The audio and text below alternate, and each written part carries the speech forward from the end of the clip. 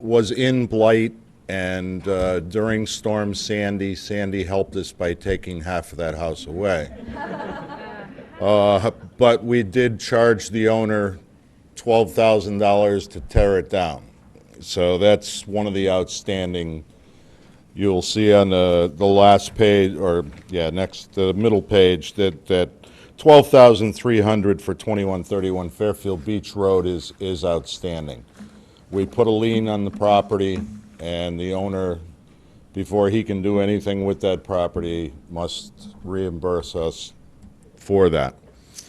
The other ones is one that is still ongoing, which is at, where is it? The 12-3 at Dalewood Avenue. That's been on this list since the beginning.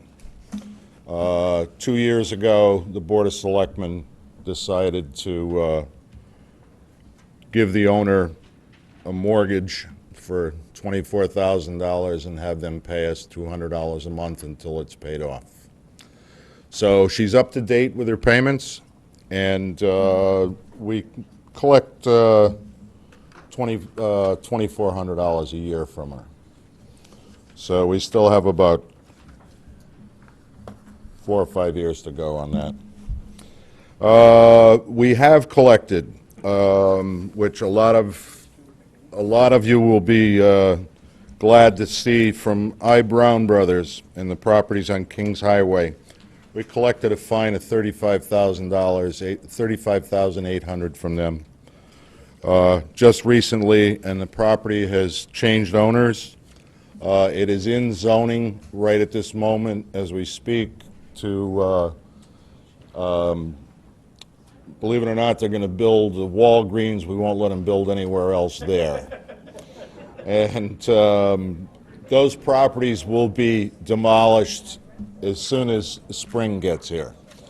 So it'll be very soon. Those derelict buildings will be gone, and there will be new construction there. Oh, let's see. Besides the large number of calls and complaints received, the result in investigations that the blight ordinance should be kept in place. However, in order to shorten the delays in cleaning up these properties, the body should consider exploring the options, which the committee is doing now, of using some of the monies we've collected from fines, instead of going into the general fund, go into a fund where I would have access to it sooner than begging for it, and some of these blight situations would go away immediately. They wouldn't stay there for a year or 2 years or 3 years. They would be taken care of. Then we can lien the properties and collect our monies afterwards. That's about it for my report. I'll take any questions that anyone has.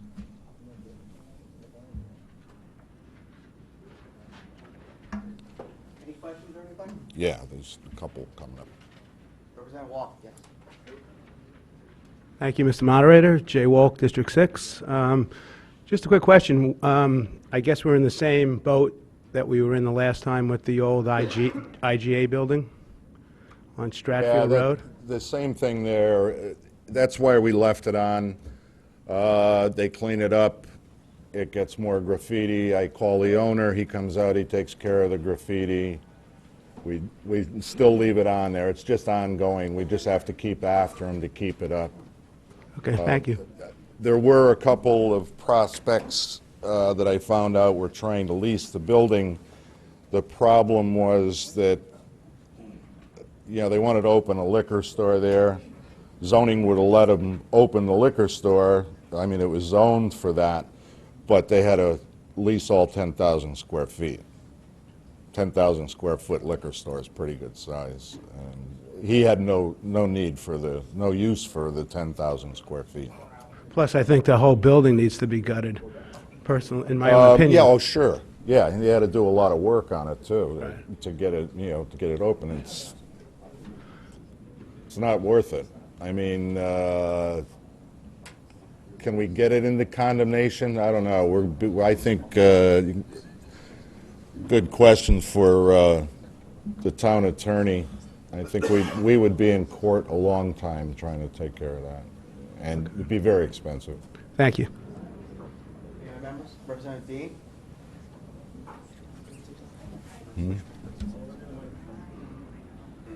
All right. Representative Dean, District 4. I had a question about some emails I've been receiving regarding a property at 34 Judd Street.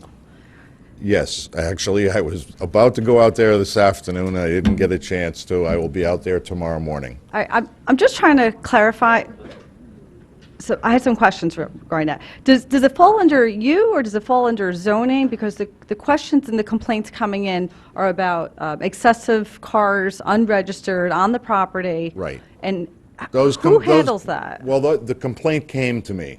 Okay. What I do is just delegate, to zoning. I'll ask Matt to go out and check and see how many unregistered vehicles there are there. Dumpsters and stuff like that would be solid waste and recycling. I'll ask Mike Zambruski to go out and check for that. They will send them orders to comply from those two departments. But they come through me first. About how much time do you allow a resident or the property owner to clean up their property? We bring them in, as soon as we find out it's blighted, we'll give them 30 days.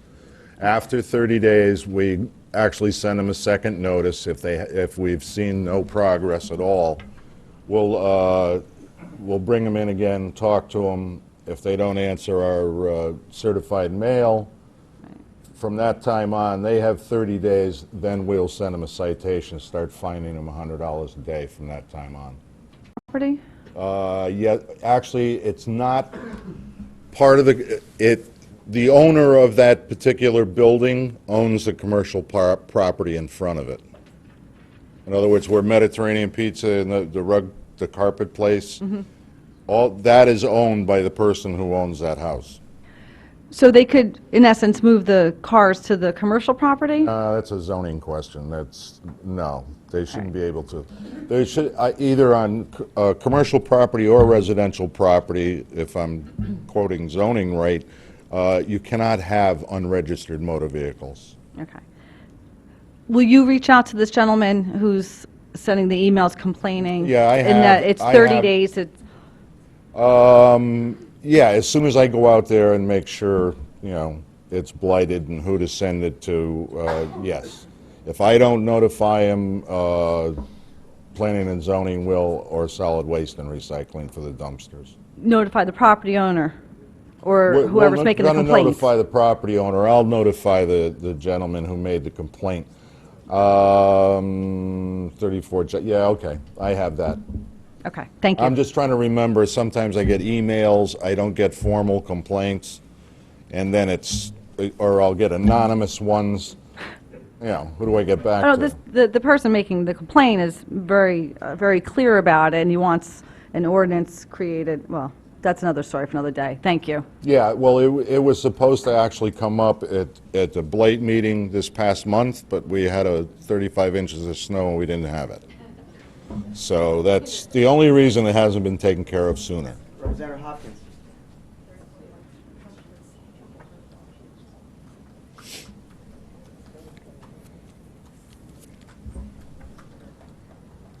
Kevin Hopkins, District 7. I'd like to follow up with you about the IGA. It's 1459 Stratfield Road. The building is pretty ugly. It's got stucco badly peeling from the sides of it. The windows are still soaked up. And, the front of the facade looks really, really bad. I drive by the building every day. It's my opinion of the exact type of building for which our blight ordinance should be geared towards. But you seem to feel that it's been cleaned up.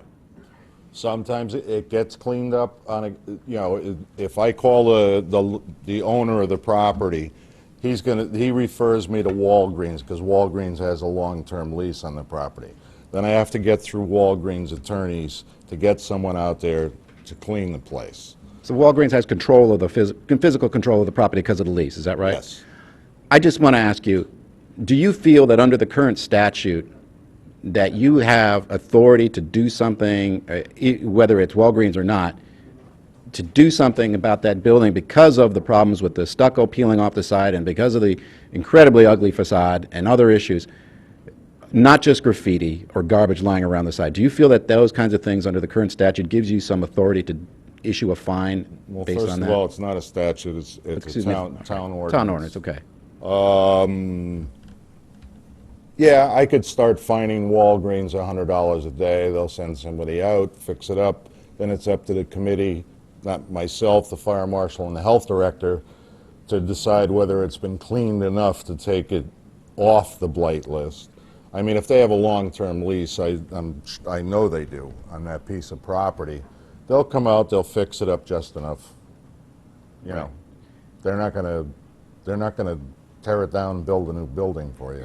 I'm not expecting to do that, but I think a lot more could be done and a lot more should be done. I think that cleaning up that property goes a lot beyond just, getting the graffiti off the walls. Something should be done to make that property at least a little bit more presentable. It's really an agitation to people in my section of town who live in that area, and we really, really need something to be done about it. And if it's a Walgreens and if it's a money issue, we need to really start finding them on a regular basis to get something more done on that property. I thought you were here last year, you said you were going to do more. We really need more to be done on Walgreens, or Walgreens, that's them. Okay. I will see what I can do. It'll bring it up at our next meeting, which is the 11th of March. Excuse me, I just want to make one more comment, and that is, I hope the committee that's looking at this, at the blight ordinance, will look at whether or not it gives the power. The gentleman seems to feel that it does, but I hope the committee will look at whether or not the ordinance really gives the power to do more on that property, particularly when it comes to commercial properties, because commercial property should get a higher standard, or we should have a more demanding standard of commercial properties. Thank you. In the city of Bridgeport, there was an article in the paper last week. They're looking at commercial properties, and they have to go further. The state of Connecticut is looking into it. They're trying to make it statute. They actually have a statute for residential properties. If we can't get someone to do something with them, we can turn it over to the state of Connecticut. They'll fine them $250 a day, and they will take care of it if we can turn it over to the state of Connecticut. Residential. Commercial, they're looking at to add something to that bill to take care of the commercial properties. If you drive through Bridgeport and you look at the commercial properties over there, you're going to find that they look just like that. And there's not much that they can do about it legally. So there was an article in the paper that Bridgeport has asked the state of Connecticut to look into it, to see what they can do about the commercial buildings. Thank you. Gaylord Meyer, District 1.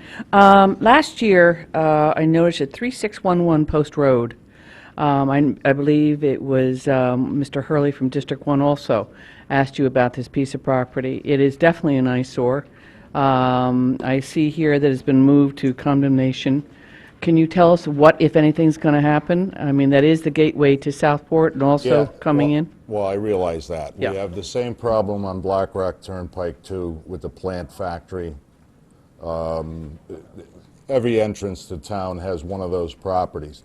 Before the last meeting was canceled, we had notified Mr. Woods and Mrs. Stern on that piece of property next to Fetzger Tire there. Yeah. Yeah. We put it in condemnation, and I think we served them with papers. We're going to tear it down, but I have to ask for money. Well, I guess the question I would ask you, we're talking well over 5 years now that property's been like that. That we have brought Mr. Woods in, who is an attorney, and he has told us that he has tenants for 5 years. He had, for 3 years, 3 of those 5 years, he had tenants in there selling vegetables, believe it or not. He leased the property. He had a tent. Well, the building was not safe. There was no way he could have gotten I've been there. There was no way. That building is falling down. Now it is. It was wasn't 2 or 3 5 years ago. 2 or 3 years ago it was. They put a tent outside because they were told they could not enter into the building because it was unsafe when Double L was there. So I just would like to know what, if anything, is going to be done, and hopefully sooner rather It's than going later. to be torn down as soon as the first selectman or the Board of Finance and the RTM gives me some money. Oh, okay. See you in 10 years. Well, I don't happen to have the machine to take it down myself. There's one there. There's a bulldozer on the property. Yeah, but that doesn't belong to that piece of property. It's not the same piece of property. I think that's it, Jim, thank you. Okay, thank you.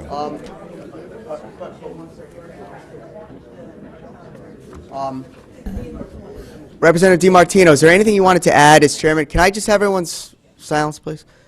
Representative DiMartino, do you want to add anything as chairman of the ordinance? Okay, okay. But, just hold on, stay standing for a second, because I wanted to announce earlier, Joe had a baby boy, and I sent an email on it, but, you know, you're here and you're standing. Joseph Leonardo, Leo DiMartino, congratulations, Joe. Okay, thanks, Jim, appreciate it. Yes, and then we're going to move back to the other item for a second. Stanton has an answer to the last question. Just on the blight, just take a look at Chapter 51 of your, of the town code. That lays out, that's the blight ordinance, and you can read all the description.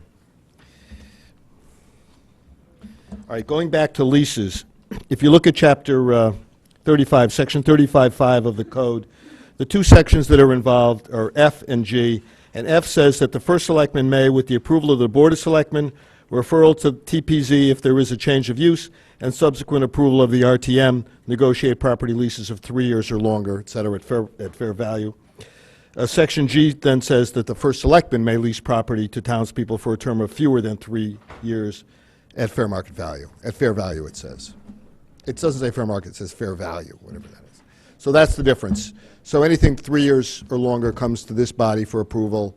I think it has to go to the Board of Selectmen also, and then anything less than that, the first selectman can sign. Thanks. Questions? Thank you, Stanton. We're going to move on now to item number 4, to consider and act upon the minutes of the regular meeting held on January 28th, 2013. Are there any proposed amendments or revisions to the minutes from the body? Hearing none? I'm sorry, Representative Mezoff, yeah.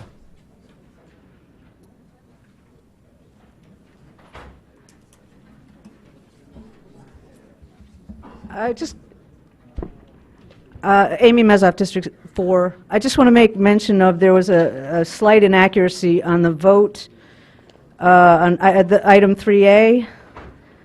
There, Mr. D'Amica's name is mentioned twice. One says a yes and one says an abstention.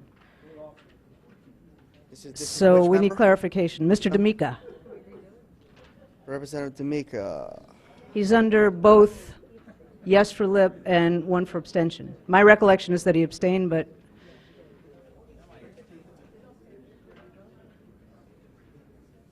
I'm looking for the second one. under Oh, and the abstention. abstain. Representative D'Amica, did you vote twice? Yes, I am that good. I abstained. You abstained. Okay. He abstained. So, are you making a motion then, Amy, to change the minutes to reflect that change? Is there a second to reflect that change? Representative Braun. So the minutes are going to just simply striking D'Amica from the lip here. All those in favor, say aye. Aye. Opposed? Abstentions? All right. Now, any other amendments to the minutes? Hearing none, may I have a motion to approve the minutes. Representative Dean, a second. Representative Smay. All those in favor of approving the minutes from the January meeting, say aye. Opposed? Abstentions? Minutes pass. Next is the consent calendar. This month there are no items on consent. Almost had one, but we don't. It was an almost, and I won't point out people, but no, I'm not going to do it. You know who you are. Next item is number 5, to hear, consider, and act upon the following appointment of an alternate to the Historic District Commission as recommended by the Board of Selectmen, Phoebe S. Kaler, unaffiliated, 801 Banks North Road, term November 2008 to 2013, to replace Thomas Daly, who moved to a full member status, and Christopher Shea, Republican, 917 Merwins Lane, term November 2009 to 2014, to fill the vacancy created by the resignation of our own Heather Dean. This item was referred to all standing committees. I will now go over committee votes. L&A, 7 members were present. Representatives Braun, DiMartino, and Varian were absent. Vote was unanimous for both appointees, all 7 in favor. Finance, 9 members were present. Representative Lee was absent. Vote was 8 in favor, 0 opposed, 1 abstention. Representative Ryan for both appointees. Public Works and Planning, 8 members were present. Representative Sonneman and Mezoff were absent. Vote was unanimous for both appointees, all 8 in favor. Public Health and Safety, 8 members were present. Representatives Fellner and Hug were absent. Vote was unanimous, all 8 in favor. Education and Recreation, there was not a quorum. 5 members were present. Representatives Jennings, Marks, Schwartz, Way, and Lip were absent. Vote was 5 abstentions for Mr. Shea and 4 approve, 0 against, 1 abstention. Representative Patton for Ms. Kaler.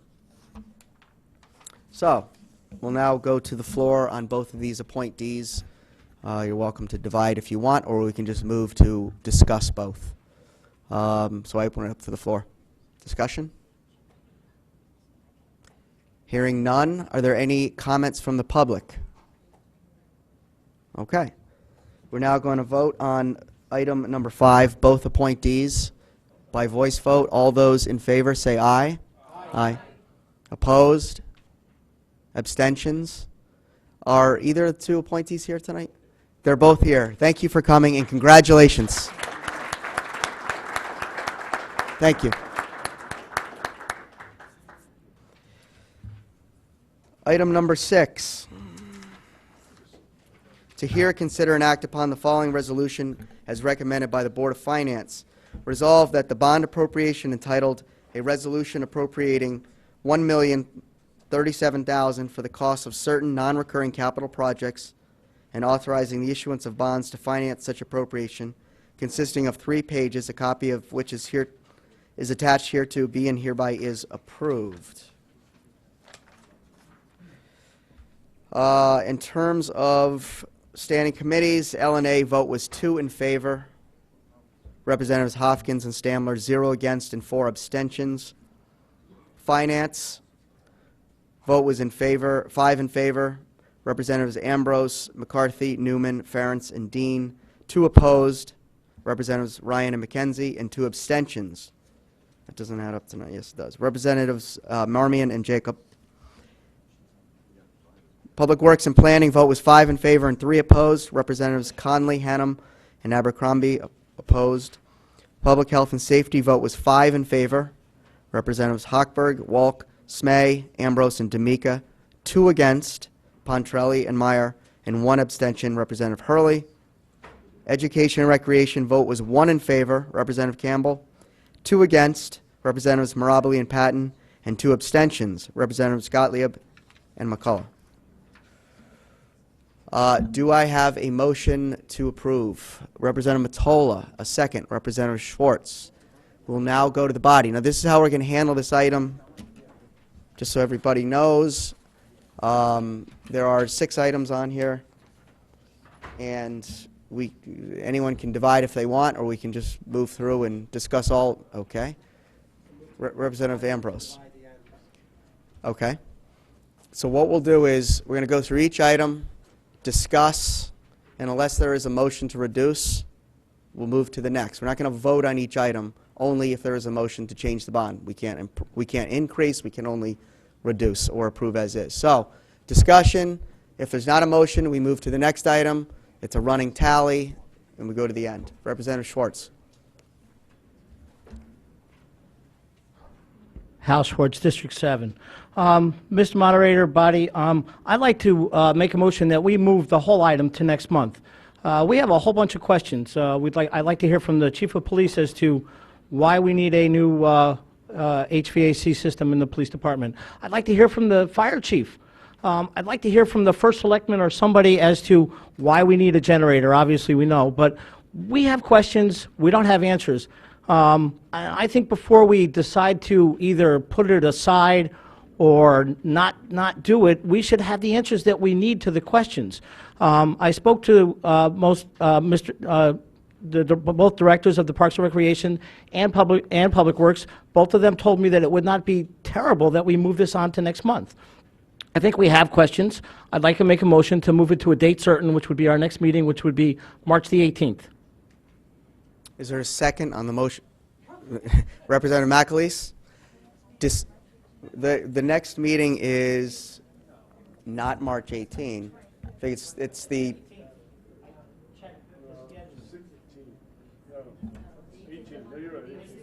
That's what we voted on the schedule that we have in the November minutes. I just need the schedule. All right, for right now, it's the next meeting. We all plan to be at that next meeting, whatever it is. So for argument's sake, let's just say the next meeting. Discussion on the item to postpone this to the next meeting. And by making this motion, you can't postpone beyond that meeting. It has to be done next meeting. So, discussion. Representative Becker. On the motion postpone has nothing to do with the bond.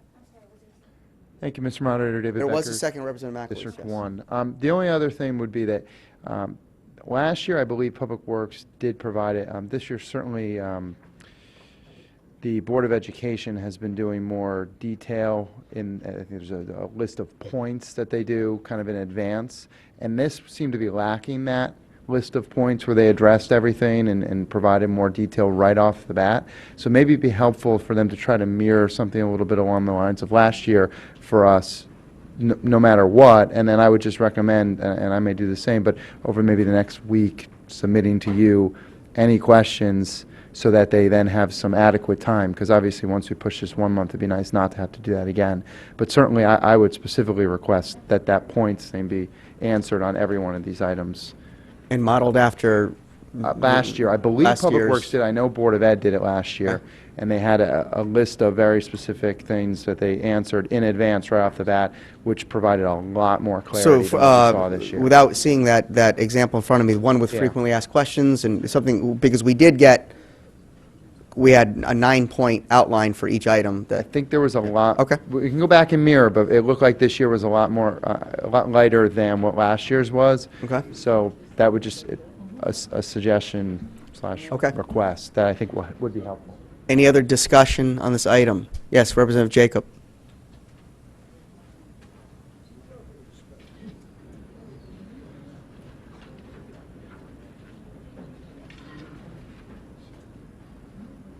Ellen Jacob, District 9. I am so glad and relieved to move it to next month because I think we have an opportunity. I wanted to thank Joe because he really tried to scramble around and answer some important questions. There just wasn't enough time. But I appreciate that you did that, and it was important information.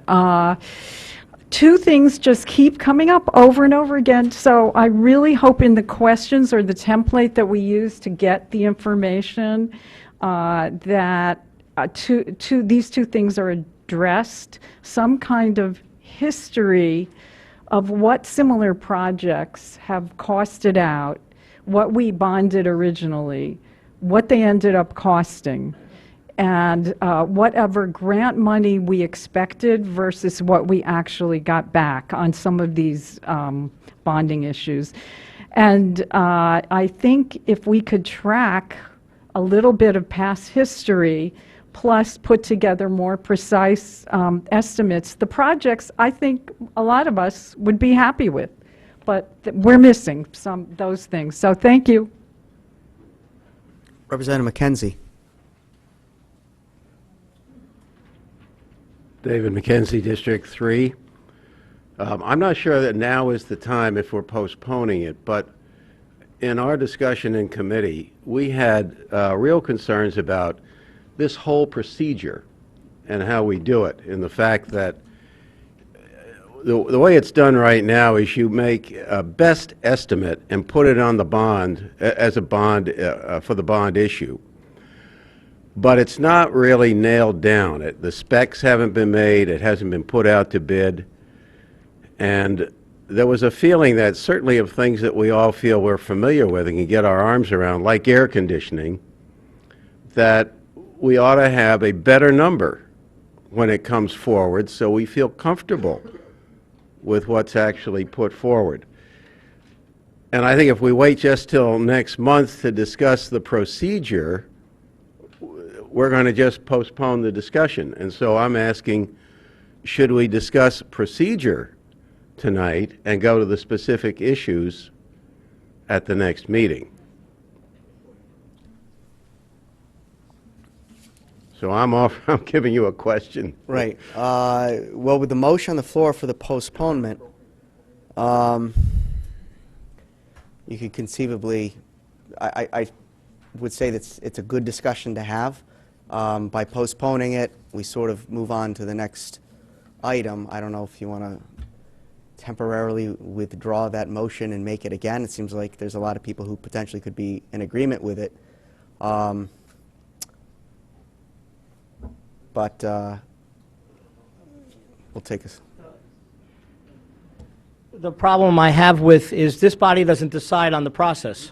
So we can sit here and discuss the process all we want, but this body doesn't decide. That process comes from the Board of Finance. So that's a discussion that the Board of Finance has to have. So, you know, that's why I think we need more information to make a decision, and I agree with that. But no, I don't want to withdraw the motion so we can discuss the process or even discuss the items, because if we discuss the items, we don't have enough information to discuss the items. So I'm not going to withdraw my motion. Representative Ambrose? Peter Ambrose, District 2. I don't think we have to postpone the motion. I think the point is that we would expect to perhaps receive next week more information on the process and how we can make the process better. I think that's what our concern is. So if this matter, next month, if this matter were to come before us a month from now, we're still concerned about the process. The process has to be improved. Representative Stamler, I saw your hand earlier.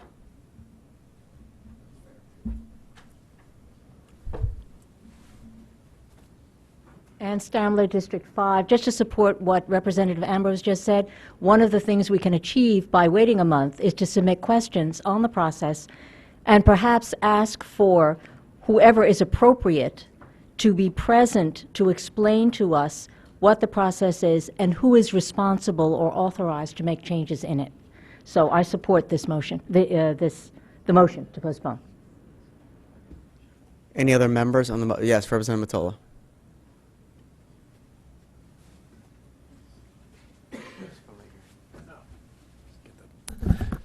John Mottola, District 2. The one question I would want to answer, and I've heard this through the grapevine, I'm not sure if it's true or not, is that no contractor will bid on a project unless there's an appropriation by this body, because they're not going to take the chance to spend the time and money bidding when there's no certainty that there's even going to be funding for a project. So I think the answer to that question goes a long way with us understanding what the process is. And if that, in fact, is true, then I think what we're doing is perfectly appropriate and correct. So whoever can answer that question, I would like that question to be answered. Thank you. Any other members on the motion to postpone? I will just say that there is the issue of process, that there's always improvements that can be made, and I think they're always worth discussing, because we're here as a body to not necessarily do things as they've always been done, but to look for better ways to do things. So I think it's a conversation that all of us should have. That's a non-political issue. That is just a simple procedural and better governing issue. However, there is a motion to postpone, and we really can't go into this any further because it is about postponing. So hopefully, if this is postponed, this can be discussed over the next month, and we'll certainly not drop the topic. It's ripe. Any other comments on the motion to postpone? Any members of the public? Okay, so we're going to vote on a motion. It's just a majority vote. If it is approved, obviously, we will take this item up next month. It will be on the agenda. We'll just do a show of hand. Let's just do voice vote first, see if we can get through that. All those in favor of postponing, say aye. Aye. Opposed, raise your hand. Representative Brogan, Representative Lee. Abstentions? Motion passes. This item is postponed and is on next month's agenda.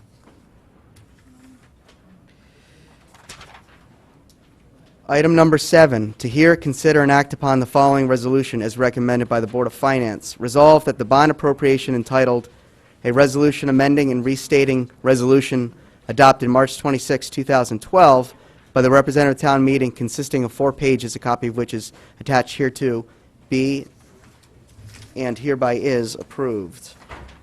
Committee votes. L&A, vote was all 7 in favor. The votes were kind of all over the place here. Finance, vote was 0 in favor, 0 against, and 9 abstentions. Public Works and Planning, vote was 0 in favor, 8 opposed. Public Health and Safety, all 8 in favor. Education and Recreation, all 5 in favor. So, do I have a motion to approve? Representative McCullough, a second. Representative Patton, discussion on item number 7. Any members of the public? Oh, was there someone here? Oh, Representative Mottola, I'm sorry.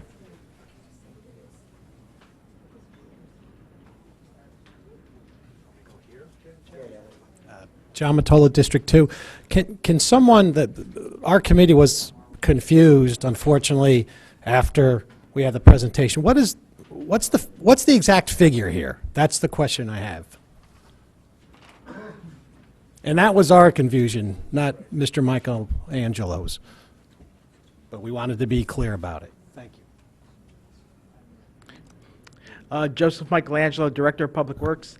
The total amount that's being requested is an increase of $220,000 from the previous appropriations.